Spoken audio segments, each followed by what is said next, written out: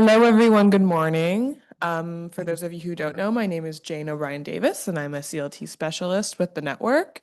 This morning, we're starting off with this first session, which is Community Land Trusts and Climate Resilience, Global Lessons in Local Action. If you're in the wrong room, this is what this room is.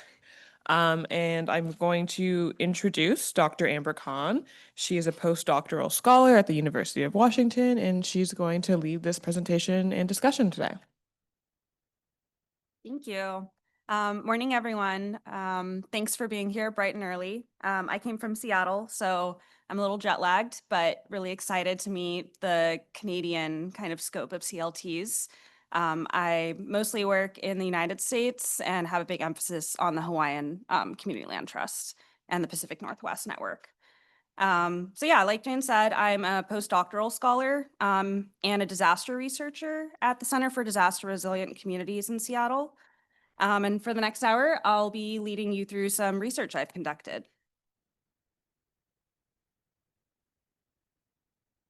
So the first goal of the session is to share out some preliminary findings from an international study that I'm leading with the International Center for Community Land Trusts. And it's on strategies that CLTs all across the world are engaging in to build climate resilience and the struggles that they face in trying to do that. So that'll be the first part of the agenda. And then the second goal is to encourage conversation between all of you about what climate resilience looks like in your CLT's context and to meet your community's needs. So I'll start with a presentation on the research study findings, and then I hope you all stick around for probably a 15-minute small group discussion. And we can also do Q&A since this is a kind of intimate session. Yeah, so to start, my interest in studying disasters started through climate organizing in the San Francisco Bay Area. Oops, sorry. I'm like clicking on both of these and I need to pay attention. But yeah, I grew up in the San Francisco Bay Area and got into disaster research through climate organizing. And as some of you might know, the Bay Area has also been experiencing a really severe housing crisis for a really long time. And that had been an issue already, but was really exacerbated by the explosion of the tech industry, which has led to one of the highest income disparity gaps in the United States and a skyrocketing homelessness crisis. So over time, I became really interested in this intersection between the climate crisis and the housing crisis. Housing isn't just a physical shelter, it's also about community, family, and mutual support, as well as a place of healing and rebuilding social connection. So when we think about all the health outcomes that are already associated with housing and a lack of housing, the connection between increasing climate hazards, being safely housed, and our health and well-being becomes really clear. And something as a disaster scholar that I always like to preface these talks about disasters with is that when we're talking about climate change and disasters, the crises that we're experiencing right now are a direct result of colonialism and violence against land and Indigenous people, as well as ongoing neglect of racially and economically marginalized people by the current systems that we have in place. Continuing these extractive systems is resulting in more post-disaster land speculation, skyrocketing water usage, and land development and wealth inequity between everyday people and the rich, all as climate change brings on more disasters. So if we really want to change how we deal with disasters and climate change, we need to change the systems that we have in place. So that kind of brings me to why community land trusts. So my PhD dissertation work explored how public housing authorities in the US are preparing, responding, and recovering from disasters, and how to protect residents from post-disaster displacement. This work was really enriching, but it kind of left me wanting to study ground-up grassroots solutions, and that brought me to studying community land trusts. So CLTs offer a really bottom-up flexible solution to addressing both the housing and climate crisis. No, you're good. It's confusing how I have the door in the back. Yeah, and as everyone knows in this room from experience, CLTs can be adjusted to meet a community's specific needs and serve many different purposes all at once. I think that CLTs have resilience innately built into them. They do this by providing permanent protection and affordability by keeping land off of the speculative market, which keeps affordability for future generations. Permanent affordability also offers flexibility and choice for people who can use the CLT to build housing, promote a local economy, farm, or preserve cultural and artistic sites. And for disasters, this permanent affordability can prevent displacement and keep people rooted. At an organizational level, the flexibility allows CLTs to invest in what a community actually wants and needs rather than the demands of the market. Ultimately, community-led land stewardship maintains resilience when a shock occurs because a CLT can adapt to the needs of their community and prevent locals from being pushed out. Only more recently, CLTs have started being used as a way to keep land in community hands after disaster. And that happened in the case of Lahaina CLT as well as Metau Housing Trust in the US. Rather than by developers who've come in after a disaster to take advantage of people and buy it while they're still reeling from a shock. And that term is known as disaster capitalism. CLTs also inherently build social capital, also known as connection between people. This really varies by CLT, but the democratic decision-making process in the CLT can build relationships often built on mutuality and trust. Time and time again, research has shown that in disaster settings, knowing your neighbor is the #1 predictor of better preparedness, response, and recovery. By building communal spaces and trust through social ties, CLT residents are better set up for helping each other during a disaster. And then similar to what I discussed in respect to permanent protection and social capital, CLTs provide agency to everyday people to have a say in their wants and needs around where they live and the use of the land that they live on, rather than dictating that decision-making to external developers. That ability to reinvest wealth into a neighborhood and keep local people rooted supports economic and social empowerment. And this is especially true for low-income folks, racially marginalized people, Indigenous communities, and others kind of living at this intersection of identities that have really been disinvested in by the government and elites. Mhm. So amid all these intensifying disasters that we're experiencing, and that are, honestly going to get much worse, as well as slower hazards such as drought and rising sea levels, it's really clear that communities need to build resilience and adapt. And so what exactly is climate resilience? Essentially, climate resilience means that communities are prepared for today's climate risks and can thrive in the face of tomorrow's challenges. And they need to do this together. And this is a term that has been really widely adopted from kind of UN to grassroots organizing levels. And it's pretty controversial to some communities who are expected to kind of bounce back from disaster after disaster and be resilient. So take resilience with a grain of salt.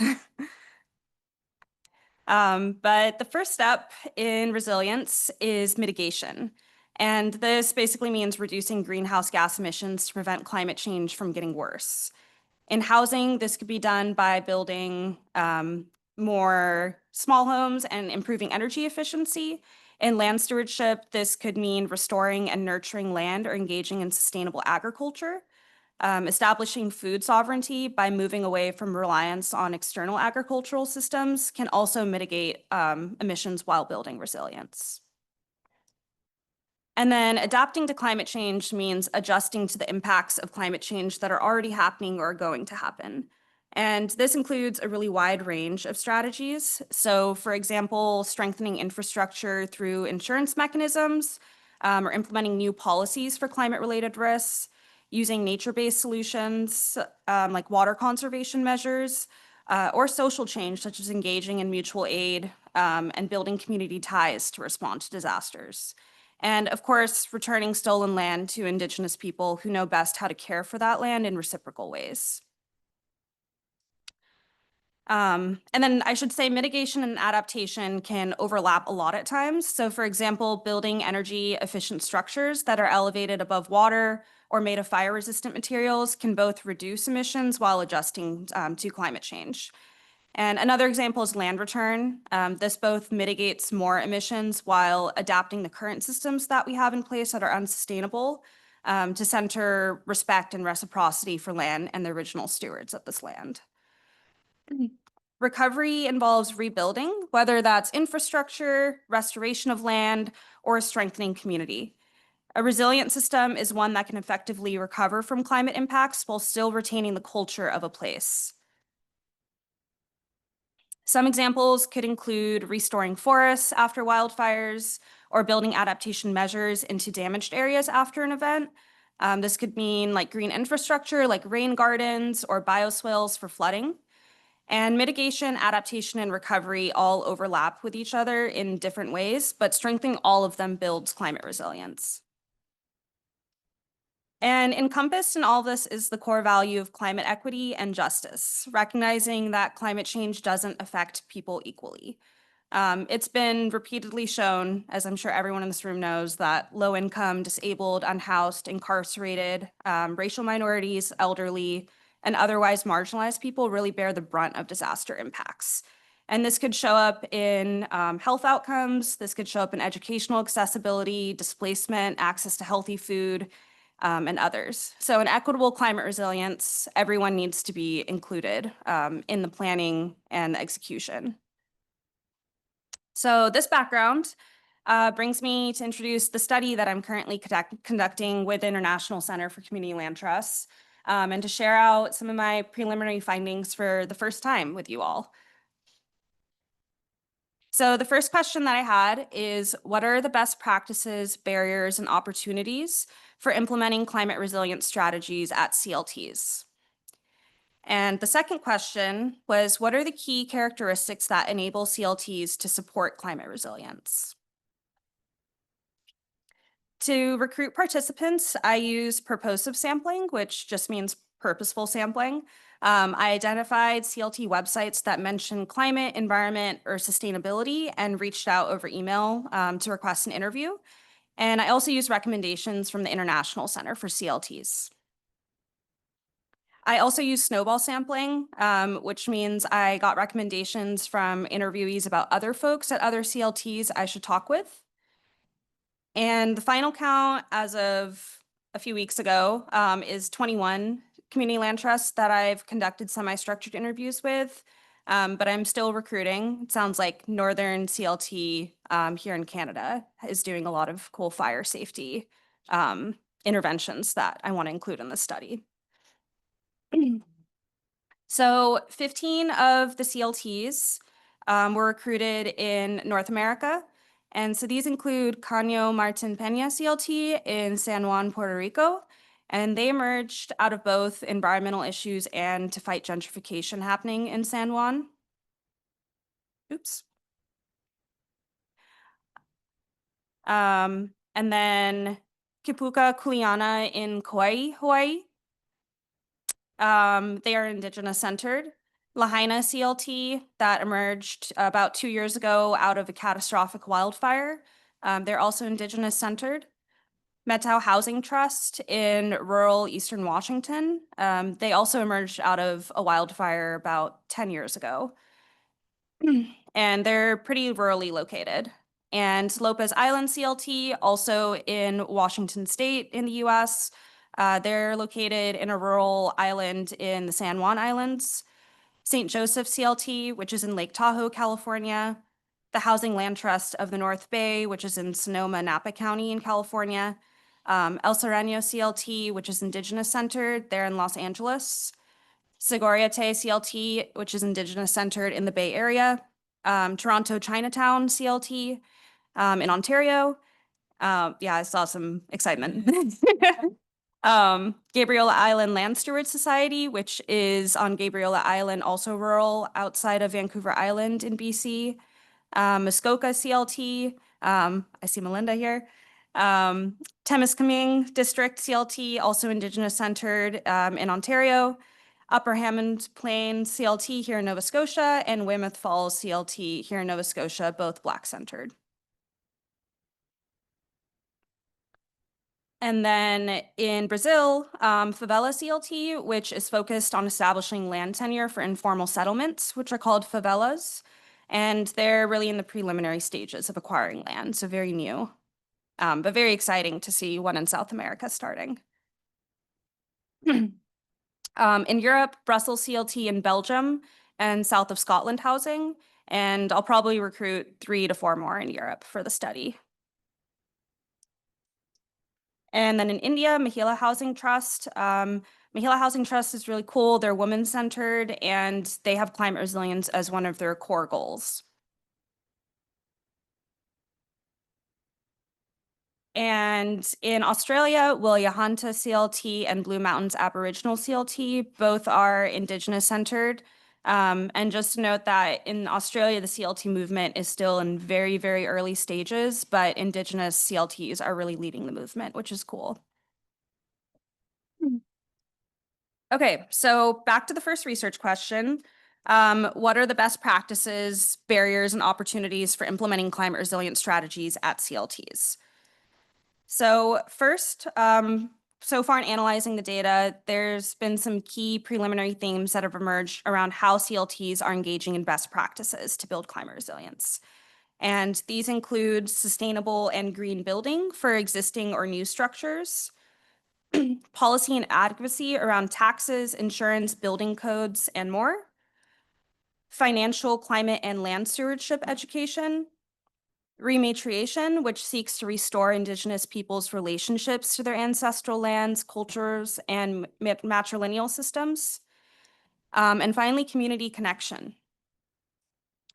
So almost every interviewee that I talked with reported that they engage in some type of sustainable building for housing that they're developing or fixing up. To address energy efficiency, they said that they're building smaller homes and buildings that are really well insulated and investing in solar panels. In addition, energy resilience was discussed by a few CLTs. So for example, Weymouth Falls in Nova Scotia discussed community level energy transition to have residents transition away from oil and to more efficient energy sources, which can also help with energy independence if they have to go off grid in an emergency. To reduce waste, CLTs reported water harvesting systems, investing in those, as well as using manufactured homes, which are easier to set up, and natural materials. So for example, El Sereno CLT in LA is hoping to build homes with cob, which is a fire-resistant ancestral material used by the Tongva people.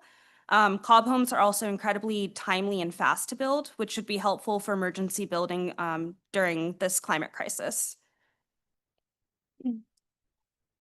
And to engage in disaster preparedness, people are building outside of flood-prone areas and being really conscious about that. They're using stormwater controls and slab-on-grade foundations, which I saw at Upper Hammonds Plains last night, which is really cool. And then using defensible spaces around homes, such as putting fire breaks and using non-flammable materials, whether those are natural or synthetic. For policy and advocacy, a number of CLTs reported engaging in policy and advocacy initiatives that can promote climate resilience, and these were really aligned with their local needs. So while these examples might be really specific to an area or a political climate, I hope that they can offer lessons or inspiration to others. So in Kauai, where skyrocketing taxes of 30 to 40K per year are displacing local families due to millionaires and billionaires moving to the island, Kapuka Kuleana holds the land in trust at a $150 USD tax rate per year, which is just enormous, going from $40,000 you have to pay to $150. And they also work with county council members and local leaders on tax relief advocacy to change policy, and have fundraised to provide financial assistance to preventative legal services such as estate planning, mediation, and genealogical services for tax exemptions for Indigenous people. Oh, and then also at the Housing Trust of the North Bay in California, they've worked on a bill which allows homeowners to pay property taxes based on the original price paid for the house rather than market value, which is very common in the United States, that you pay taxes that change over time from what you bought the house for. In the Methow Valley in Washington State, high insurance costs are impacting affordability of housing for CLT residents due to wildfire risk, especially if renewal is during a summer month. So to combat this, the CLT is engaging in really strong advocacy efforts around heightened homeowners insurance. And then in Lahaina CLT in Maui, they're adapting a current county level policy in place that gives housing priority to people based on the length of time that they've lived in Maui County.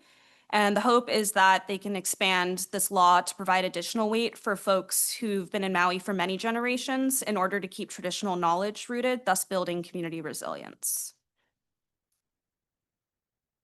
And then in LA, El Sereno is engaging in advocacy to change building codes so that they can use more environmentally friendly and fire resistant materials in building affordable housing, which is currently not allowed in the county.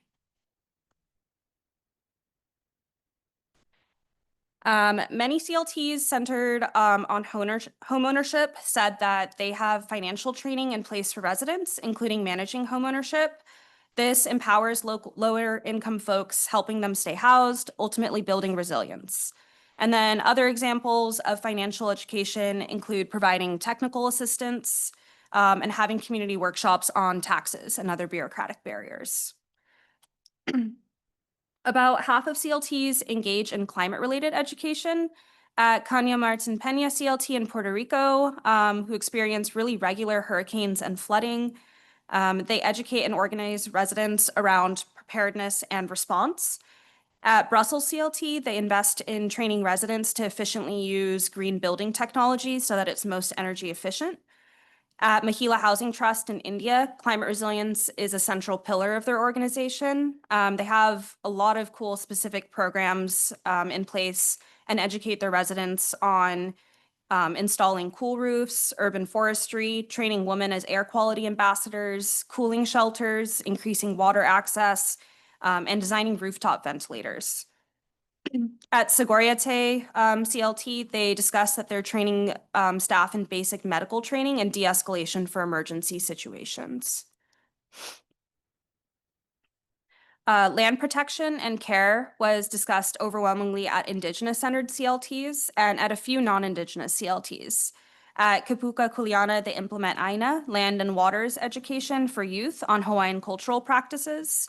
On Lopez Island in rural Washington, they offer extensive training on sustainable agriculture and rural development, as well as electric car shares. And then another topic that emerged, especially among CLTs in Canada, which I thought was really interesting, was food sovereignty and education around growing food to be less reliant on capitalist systems that are really heavily impacted by climate change. Rematriation seeks to heal spiritual and cultural disruptions caused by colonization, bringing back Indigenous lifeways and power. CLTs emerge as one such vessel for this movement. They help to retain intergenerational Indigenous and local knowledge in a place. So, for example, in Hawaii, this knowledge is retained by keeping families in place, directly building climate resilience.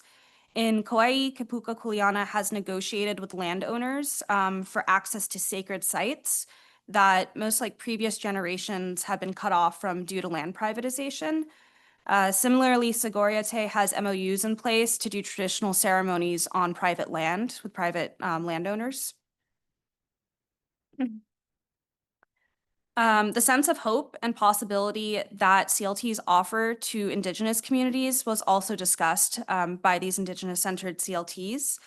Interviewees discussed the power of autonomy and choice due to the constant devastation the land and the people have experienced from development and ongoing colonization from gentrification and tourism. Notably, all interviewees discussed that climate change is just one of the many impacts of colonization, and abuse of land and exclusion of Indigenous people from housing has been an ongoing structural problem in every community. But the CLT provides a formalized structure within a colonial system to build movement towards land back, or the return of land to Indigenous people. And land back in itself is climate resilience. Similarly, land protection is ingrained into the purpose of a CLT, with multiple interviewees discussing how they're protecting land for future generations. Sigoriate provided many examples of how they're introducing native species through volunteer days, thinking about drought resistance for a water-scarce future, harvesting plants at different times due to earlier springs and summers. And land tax mechanisms were also discussed by 3 Indigenous-centered CLTs who are using this as a finance mechanism for settlers and visitors to give back to the land and people through the CLT. At the same time, the CLT has limitations on its role in long-term land protection and land back efforts because it exists in a larger system of litigation and capitalism. It can provide the platform, though, to strategize, build community, and create new collective practices that will remain if the nonprofit is stripped of its status, which is a big thing happening right now in the United States of fascism, to quote Nat. And also note that if you're interested in attending a session all about rematriation, there will be one next door in Argyle 1 after this one is done.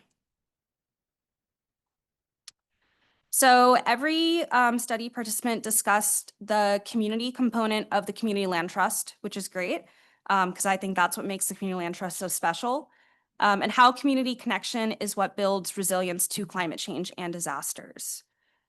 Part of what may make this resilience stronger is having pre-established relationships in place that tie people together to each other and to a place.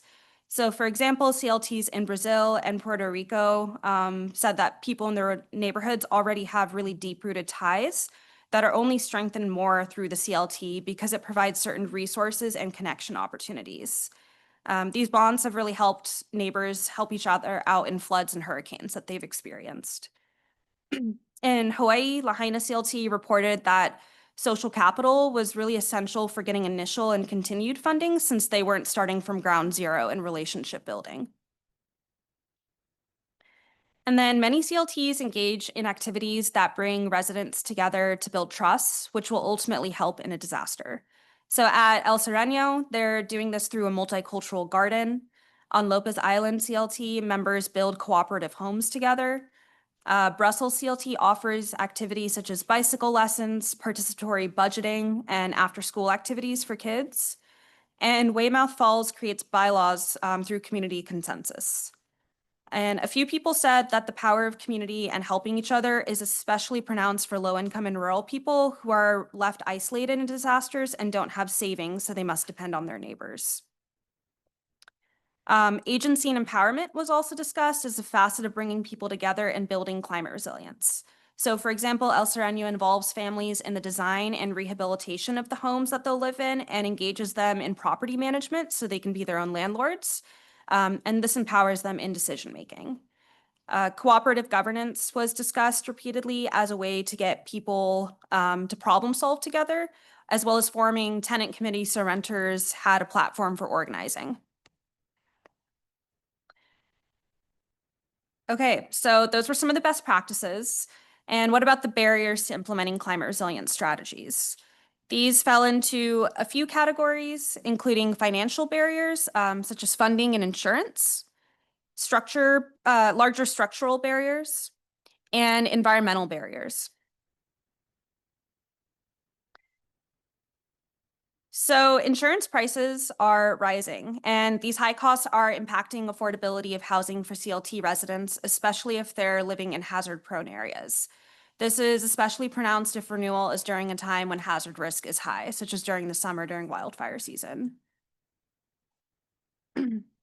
Not surprisingly, lack of long-term sustainable funding was discussed by most CLTs, especially for buying land, which can take many years. Funding would also enable hiring more staff who would have more time to work on resilience building. And then reliance on funders also emerged as a barrier, as funders often want to keep the status quo and not invest in long-term resilience building strategies. And this was really prominent for Indigenous-centered CLTs who often discuss that funders don't really understand that rematriation lasts much longer past land acquisition. And in India, Mahila Housing Trust said that the government is much more focused on mitigation to meet emissions quotas for the country.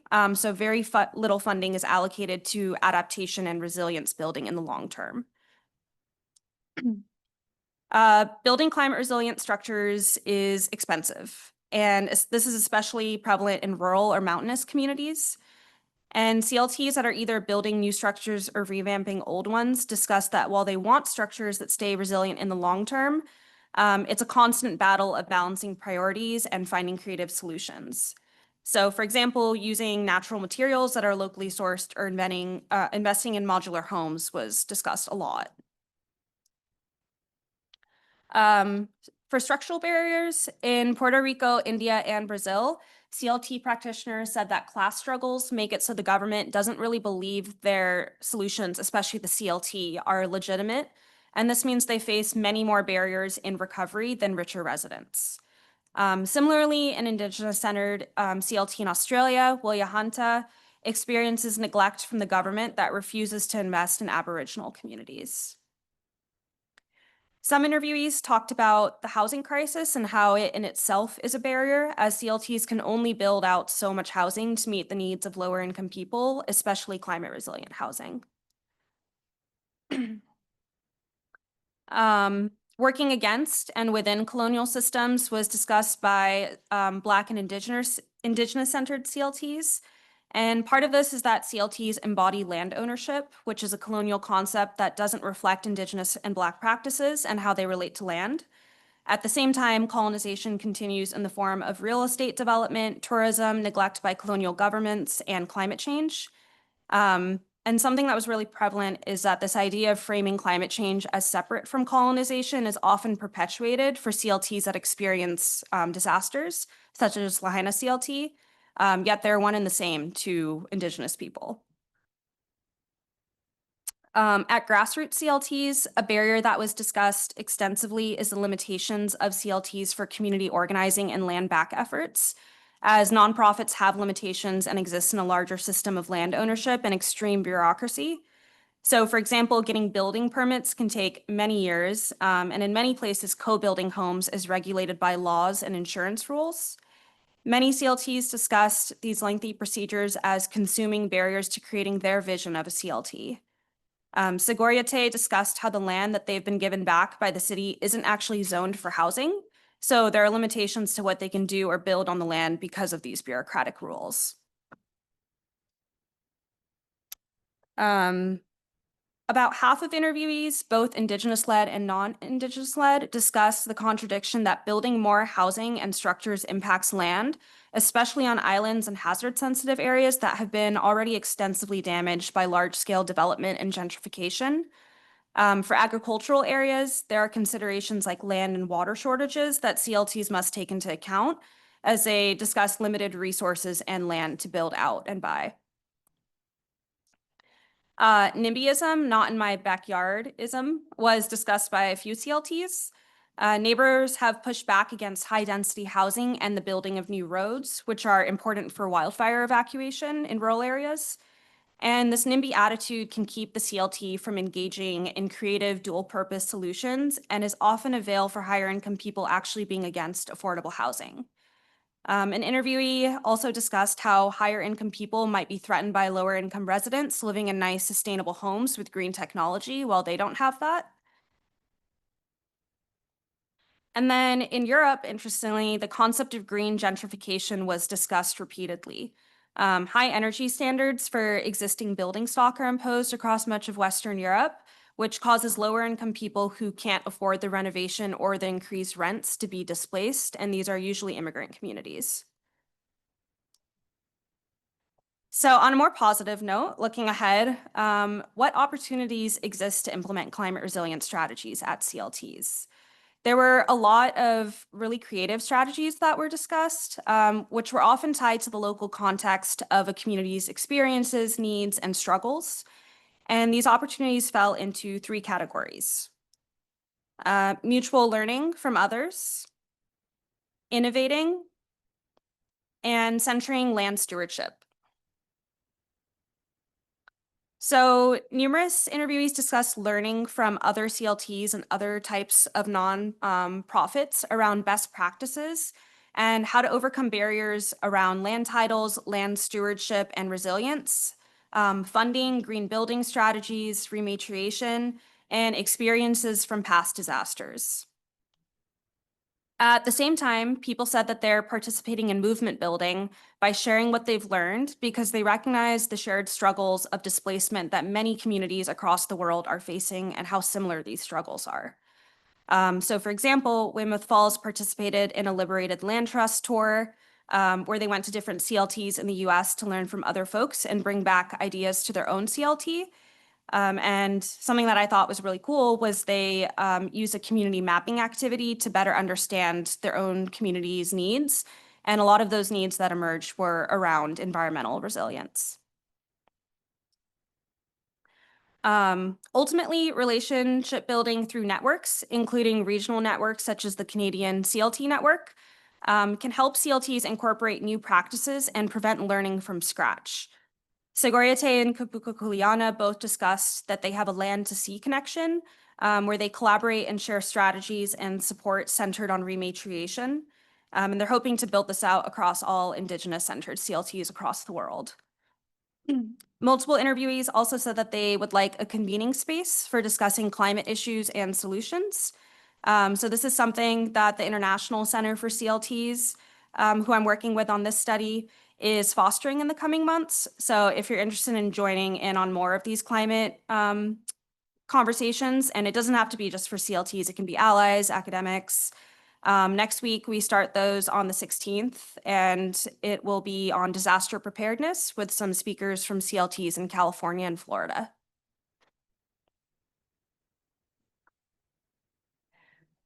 Innovation was discussed as a really necessary step to address climate change and innovating outside of government solutions.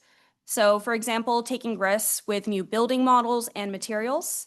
El Sereno CLT is hoping to do this with natural fire-resistant cob, while Muskoka CLT and Temiskaming CLT in Ontario are also trying to use locally sourced natural materials.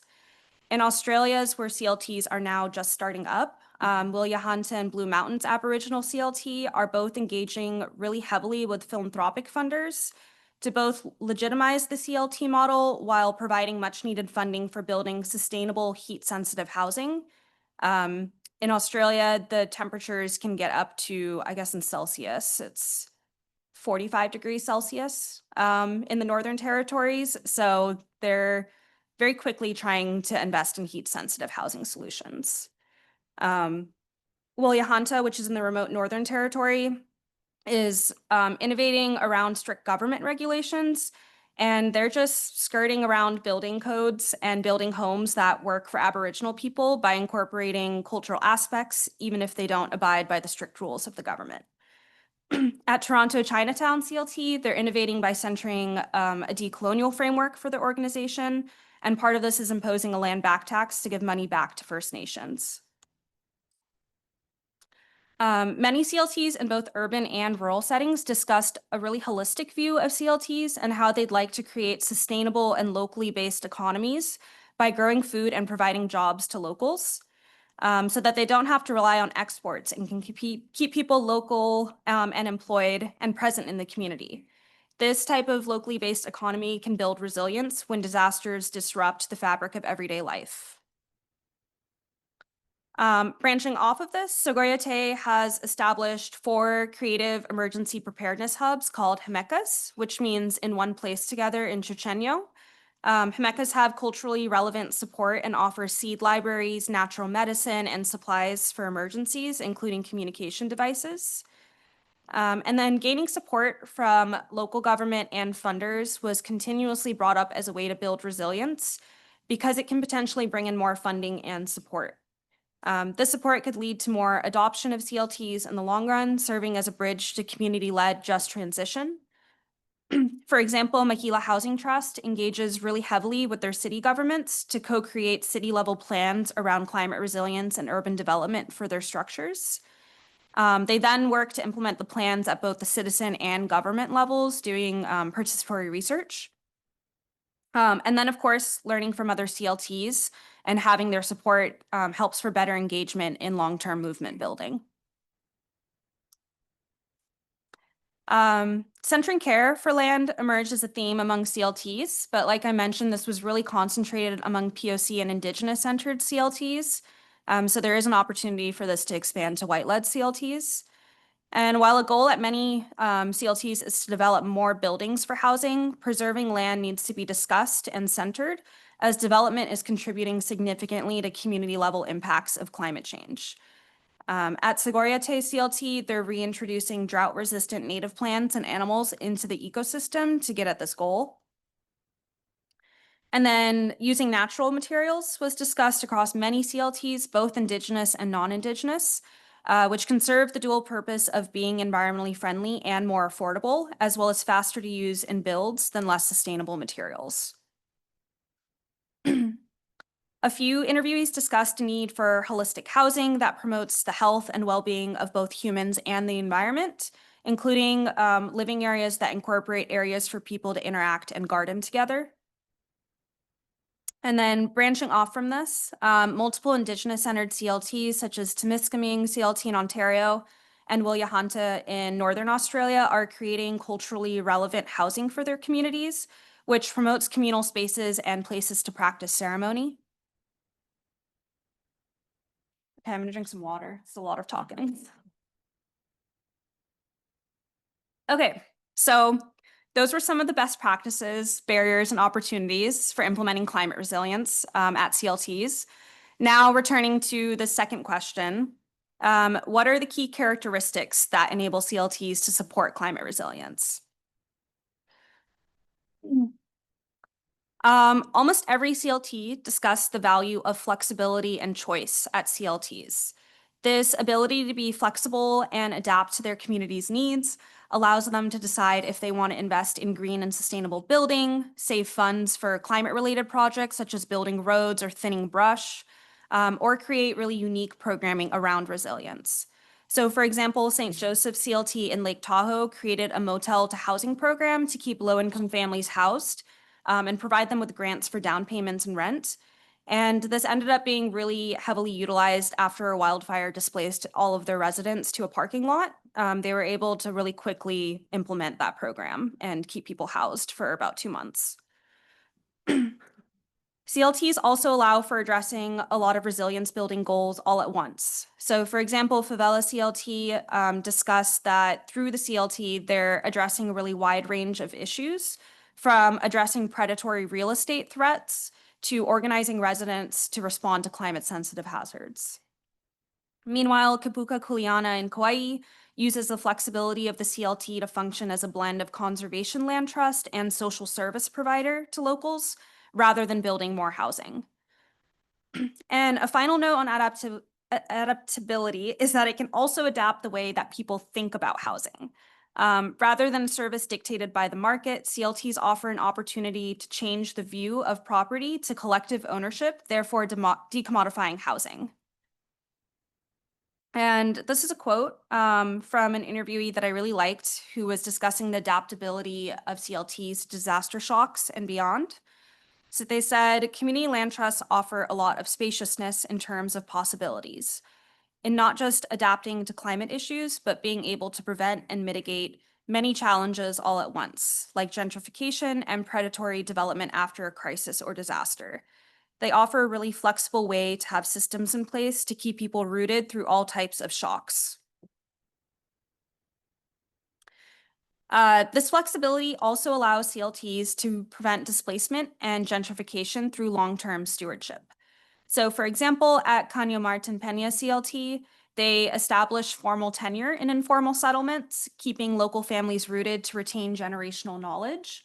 Formal tenure has also helped residents receive disaster aid from the US government after past hurricanes. All of these paths build climate resilience by keeping local and native people rooted in their community and with each other. A couple of CLTs noted that gentrification itself erodes disaster resilience because outsiders come into a place, don't build real relationships or knowledge of the land, and leave during a disaster, which is what happened in Hawaii in Lahaina. Other climate resilience benefits of keeping people rooted through CLTs is that it reduces new land development, shortens commute times, encourages people to volunteer and participate more locally in their community, retains the local workforce, and builds multi-generational housing. So for example, when wildfires hit in Sonoma County in California, firefighters, some of whom are CLT residents, were already present and didn't have to commute from 2 hours away, which is a norm in the Bay Area for low-income people. So they were able to actually respond to the fire a lot quicker. Similarly, low-income CLT residents on Lopez Island rely really heavily on their relationships and the hands-on skills that they possess to help each other out. Ultimately, keeping people in place helps to foster land stewardship, in-place adaptation, and community support.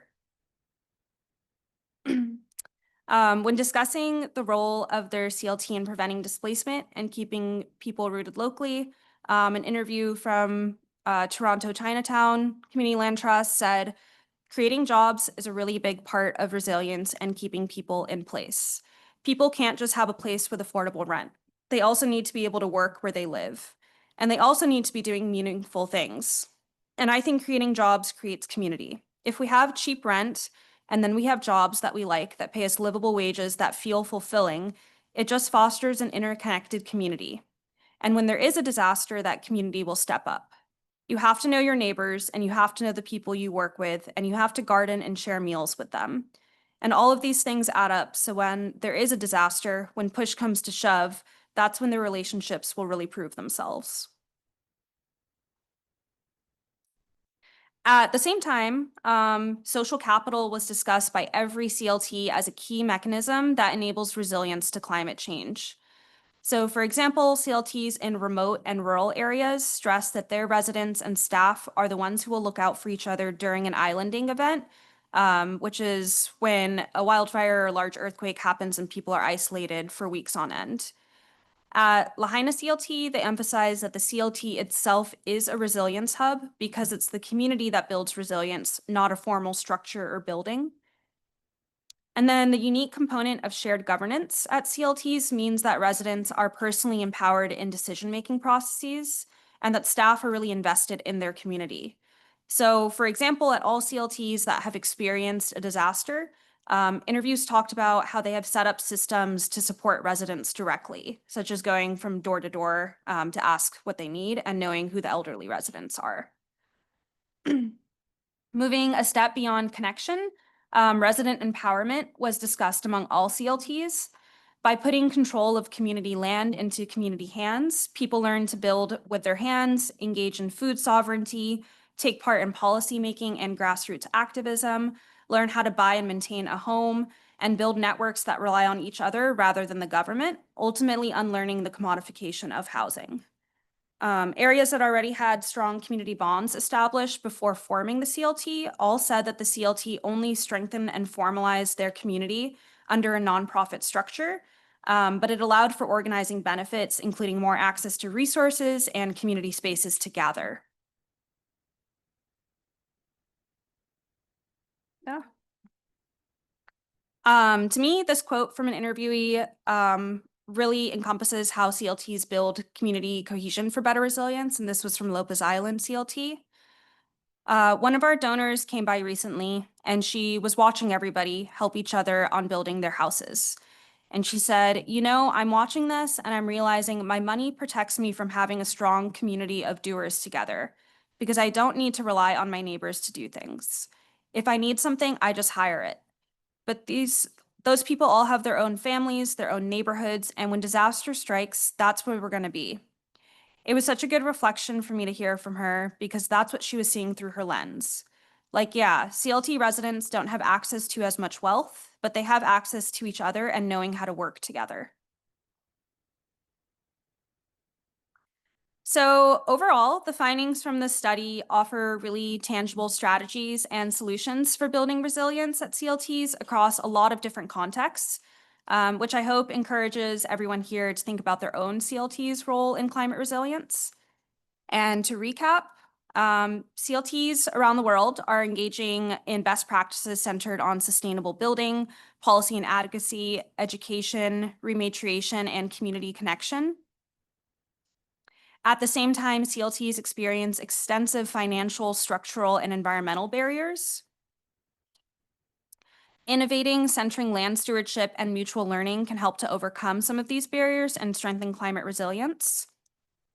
And overall, CLTs offer versatility to meet specific community climate needs for different places and housing priorities.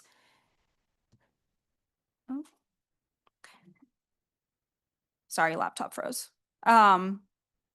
Yeah, so given these findings, the next part of the session, which I hope you'll all join for, is to really encourage discussion among everyone here about what you're doing at your own CLT around climate resilience, and if you're not, what you envision for the future.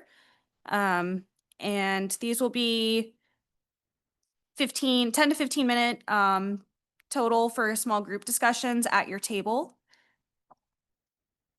So if you haven't met yet, which I imagine most people have, you can introduce yourselves and sit with new folks if possible.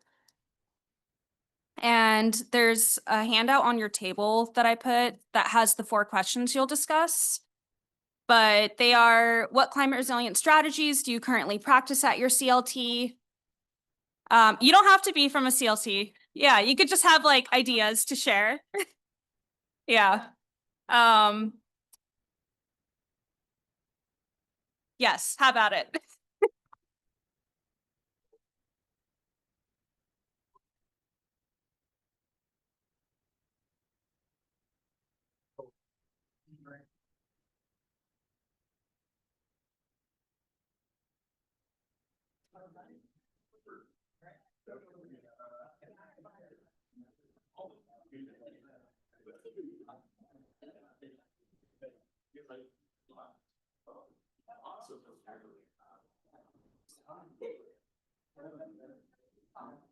Yeah.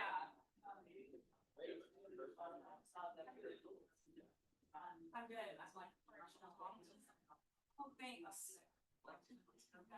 A little like scattered full of ideas.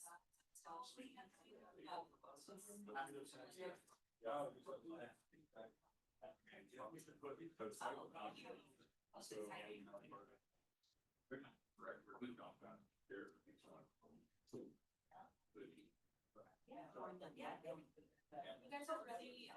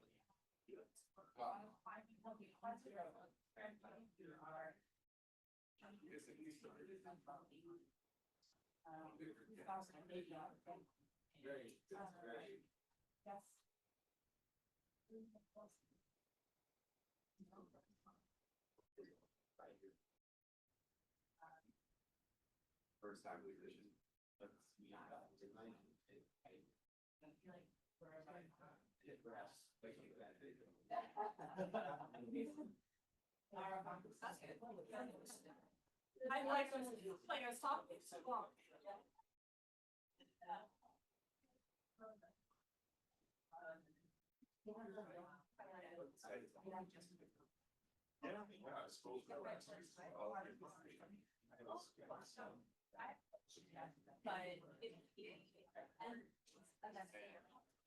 Yeah, and then back that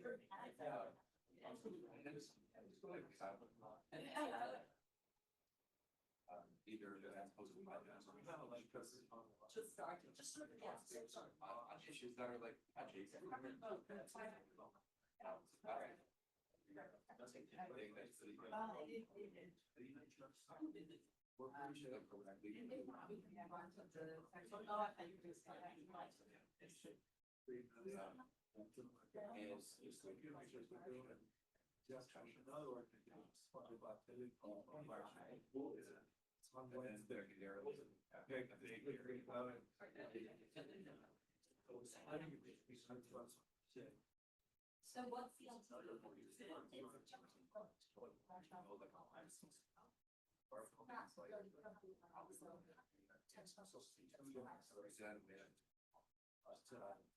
Make sure they're green.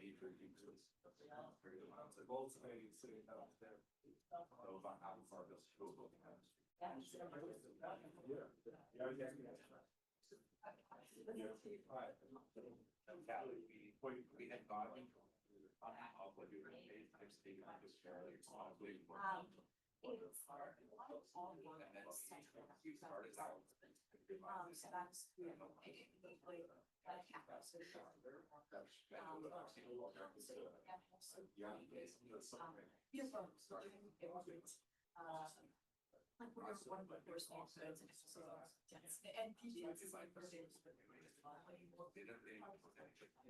So,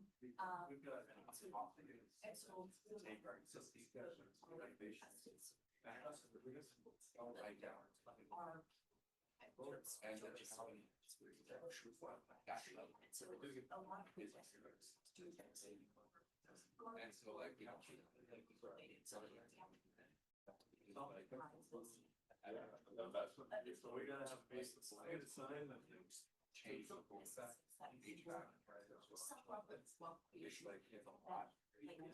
How we're doing our centuries. Like some pretty fine real estate in Montreal, like, you know, switching this like right off. And like, you know, made to the door. And here we are, like, we've got to the table. And how many that map? Week. That's down.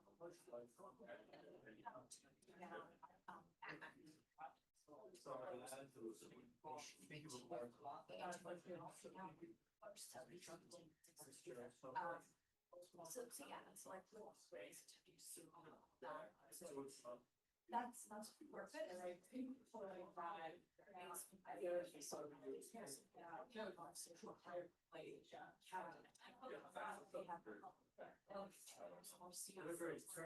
They have more serious.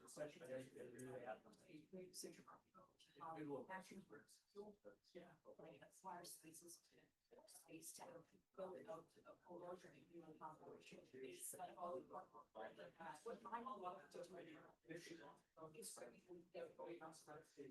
yeah, I found something to a lot. Like when I'm in machine, like to the all, whether it's force fires, like we saw the enhancements, air was in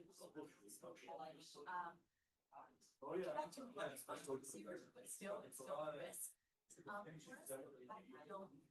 Some both, there's like things that I'll have like smoke. I have like smoke in all of Canada, and just target something yeah. Yeah, so it helped, right? Systems to help residents. And that's what I wrote those two. But like that's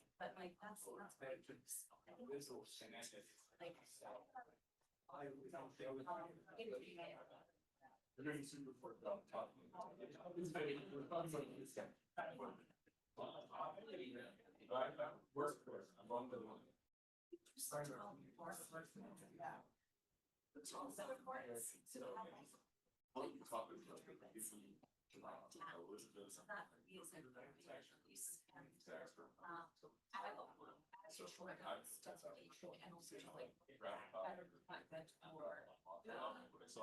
like for coming to when disasters also. Yeah. Back down, so, yeah, sorry, that's a lot.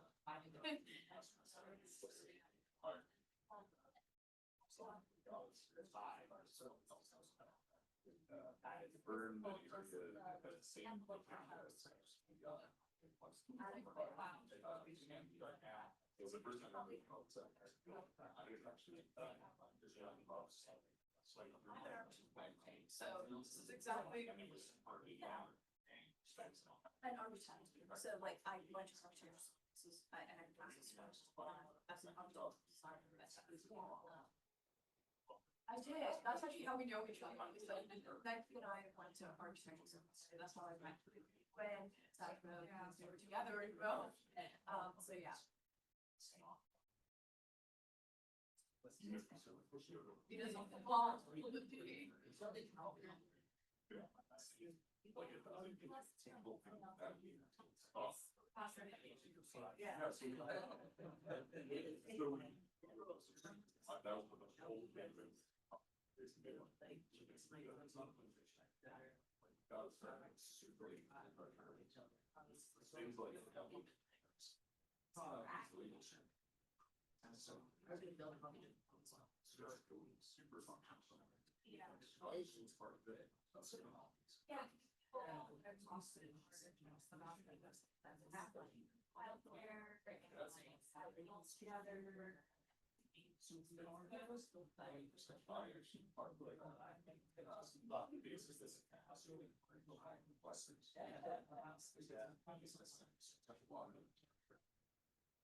this song is so bad. That's what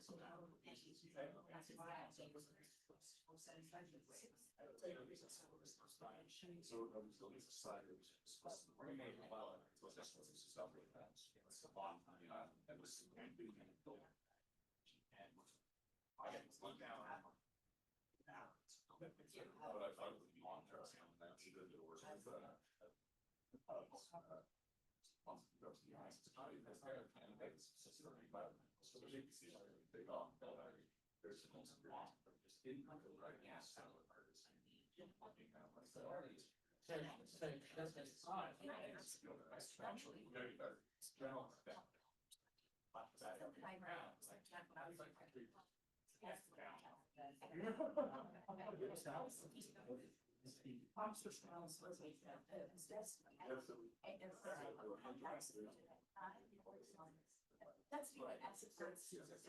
Yeah. That's what that's red,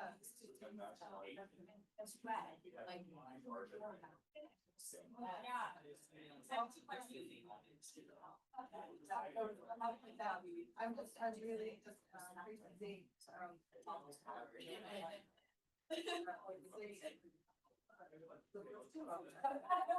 recently,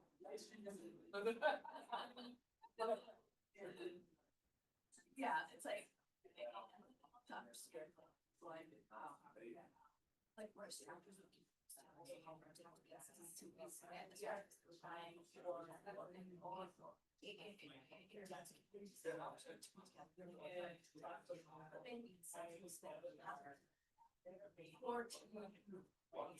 And support. That's what's more than better for our guys, is like you have autism, so there's to live in right now, so how are you get particular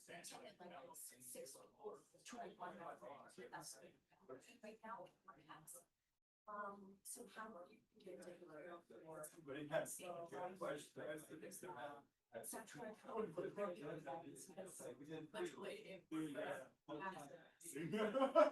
That definitely came up this. I'm sorry, that was a big question.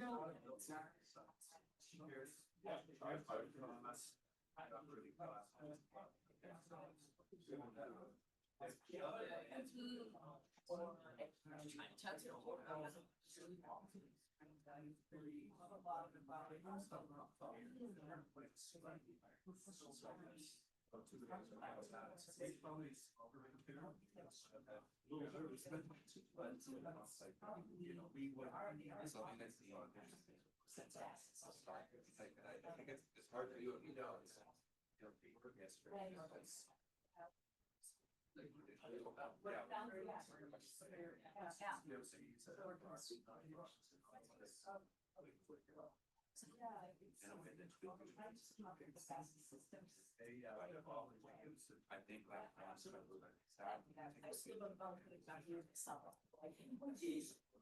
Tech, do you mind switching it to the next slide for 5-minute warning? Cool. Yeah. We'll give you 5 more minutes and then we'll break back into the whole group and we can all talk.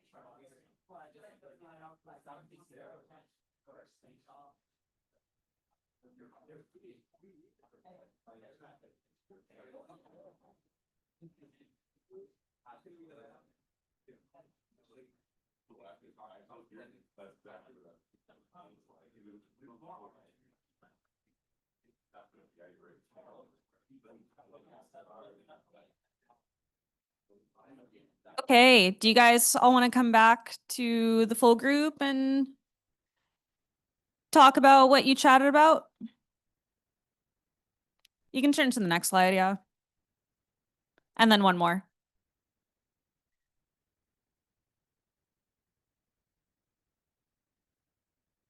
Okay, which group wants to go first? Should I do the clap thing? Yay.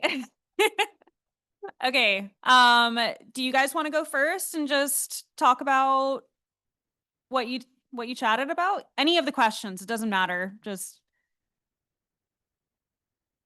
you want to come here? Yeah. Very casual.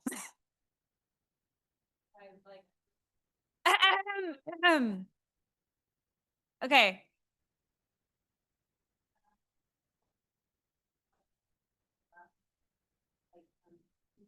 We rallying together, wheels together within the CLTs. Thinking about sustainable building material, people talk about permaculture practice based on their space. And also like the consideration around preventing displacement, right, in densely populated areas. So folks were talking about protecting residents from climate change and the pressure that folks experience in that way. Community gardening in urban context and like trying to create green spaces, and also protect vulnerable folks from air quality issues in urban spaces. And then we also just talked about how there's a burden on community to address or to mitigate that are actually tied to capitalism and big corporations, and climate resilience needs to be a non-negotiable for working with competition. Awesome. Yeah, I was lurking on their conversation and heard that about how sometimes with these like community level solutions to climate change, which is just like one part of the puzzle, a lot of that burden gets put on everyday people like us to deal with these things when community land trust will not solve the climate crisis, right? And that's always important to remember when we're talking about kind of grassroots solutions is we're helping each other in these really small insular communities, but until the structures change, nothing will change, right? So kind of a bummer, but also good to remember that. Yeah. Mm-hmm. Yeah. And I think that also plays into what I was talking about with a lot of the indigenous centered CLTs, talking about like climate change is just one component of like the ongoing violence that people are experiencing. So we always have to frame climate as like just part of imperialism, right? Like it is a symptom. Do you guys want to go next? Yeah, you do. But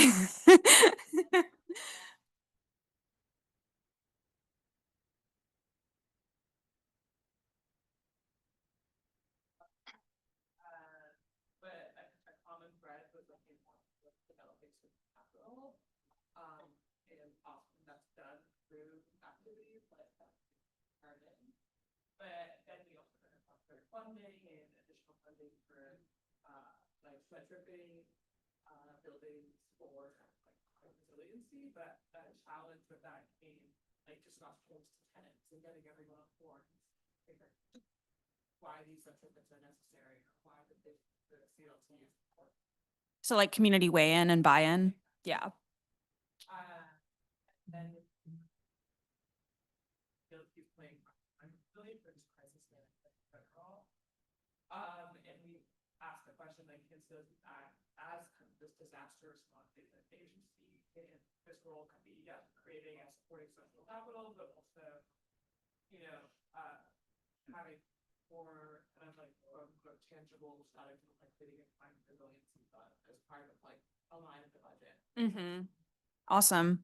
Yeah, and I think something that would be a cool follow-up to this project is compiling like based on locality across the US and Canada, compiling like grants that folks can apply to apply to the CLT in the CLT context that might not be like exactly climate resilience related, but people can utilize for this work. Yeah. Awesome. Thank you. Did you guys have any? Yeah.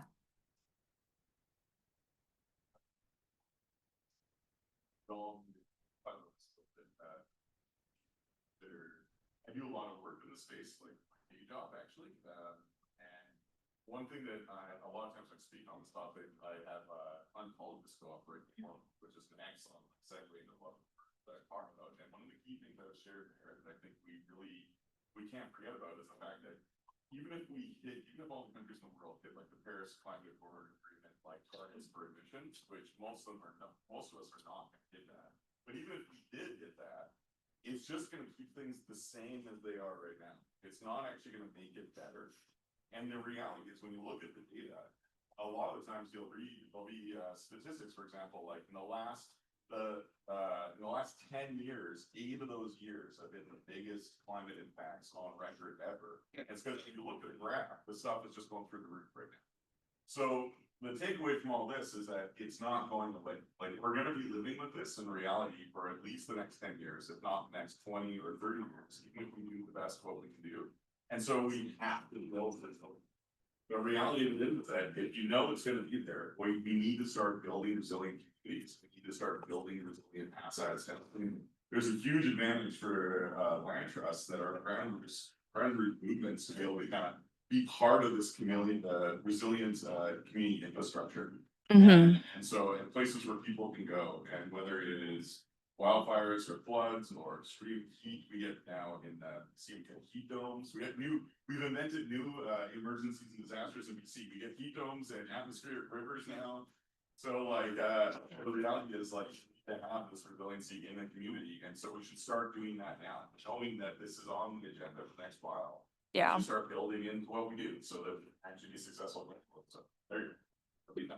Yeah, and I think that really aligns with what the first group was saying too, around like, we just need to incorporate this into everything we do. And also climate resilience is so many different things, right? It's not just like the buzzwords. It's building community, it's making meals for each other. Yeah. Great, thank you. Okay, last group. Did you want to share out anything exciting?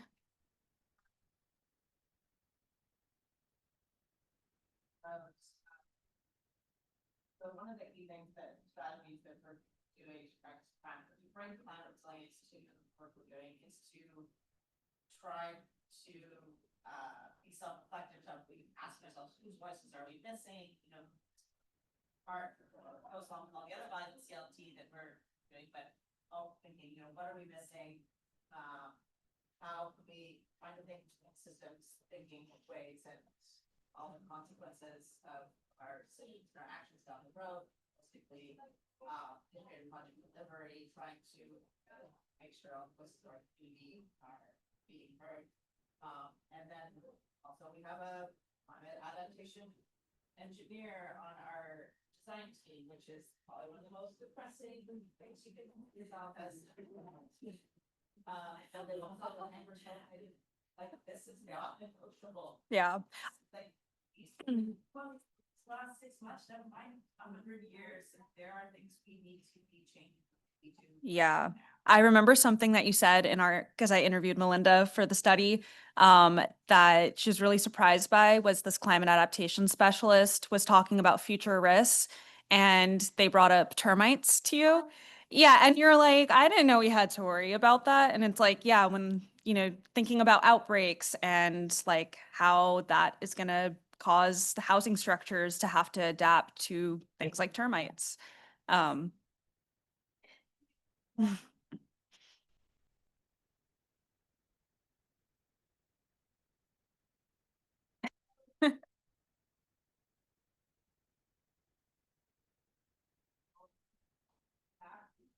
Well, I'm supposed to be thinking about any long-term actually some of the voices that are in power, who do whatever challenge to this day, who ask us questions. Somebody at our municipal meetings, people in the last judicial, and my potential this pattern. How possibly going to afford to build with this green building, and do people who qualify for affordable housing really deserve to live in green buildings that are going to look nicer than everybody else? That is Yeah. a sentiment that Yep. have in our community. So those are some of them. Yeah. Yeah. Thank you. Yeah. Yeah. Yeah. Thank you so much. I'm very excited to highlight all of that in this report. So yeah, this will be in a report hopefully by the start of 2026 through the International Center for CLTs, and a lot more in depth in the presentation of just examples, barriers, and then hopefully some policy solutions too that I want to highlight. And yeah, just want to say, as a researcher, this is not my knowledge. This is all of your knowledge that I'm just condensing and sharing out. So Thank you to everyone who participated in my study, some of who are in the room. Thanks. Yeah, and I would just love to keep in touch with folks in Canada who are doing this really important work. So please feel free to reach out. Yeah, add me on, I guess LinkedIn is what we do as professionals, but yeah, just keep in touch. And I'm so excited I got to meet you all. Thanks.